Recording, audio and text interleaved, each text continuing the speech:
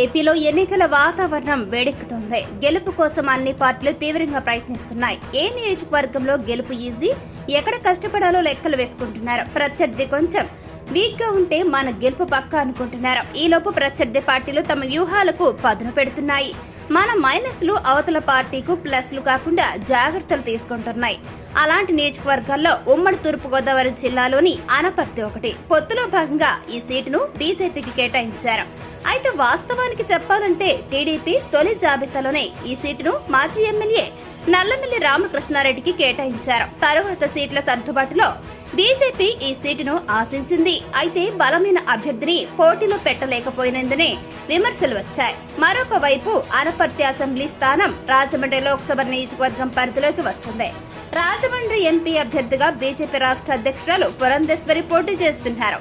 అనపర్తి నుంచి అభ్యర్థిని మార్చకపోతే ఎంపీ స్థానంపై ప్రభావం చూపించే ఛాన్స్ ఉండడంతో ఆ పార్టీ అభ్యర్థిని మార్చాలనే ఆలోచనకు వచ్చినట్లుగా సమాచారం. ఇక టీడీపీ నుంచి నల్లమిల్లి రామకృష్ణారెడ్డి పోటీ చేస్తే తప్పనిసరిగా ఇక్కడి నుంచి గెలుపు అవకాశాలు మెండుగా ఉండటంతో పాటుగా గట్టి అభ్యర్థి అవుతారనేది అందరి అంచనా. అయితే అనపర్తి సీటును టీడీపీకి ఇవ్వడానికి బీజేపీ అంగీకరించినట్లుగా తెలుస్తోంది.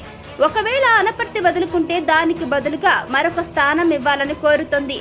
ప్రెజెంట్ ఇటువంటి పరిస్థితుల్లో ఇది సాధ్యమయ్యేలా లేకపోవడంతో అనపర్తి నుంచి బీజేపీని బరిలో నిలవడం ఖాయమైంది.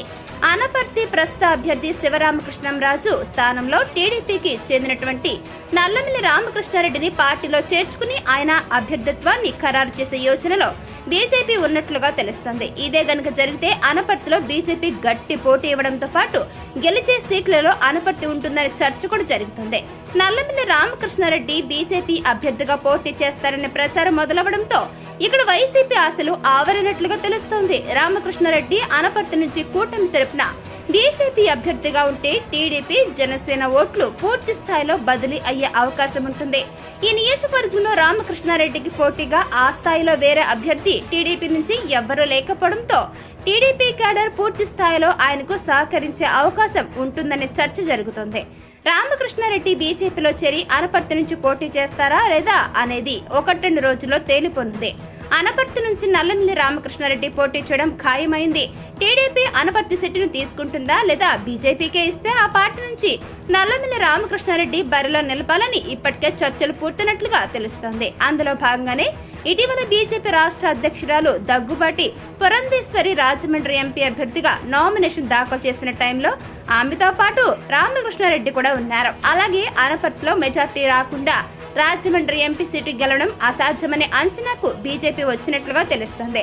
ఇక దీనిలో భాగంగానే రామకృష్ణారెడ్డిని అవసరమైతే బీజేపీ నుంచి పోటీలో నిలపాలనే నిర్ణయానికి వచ్చినట్లుగా తెలుస్తోంది.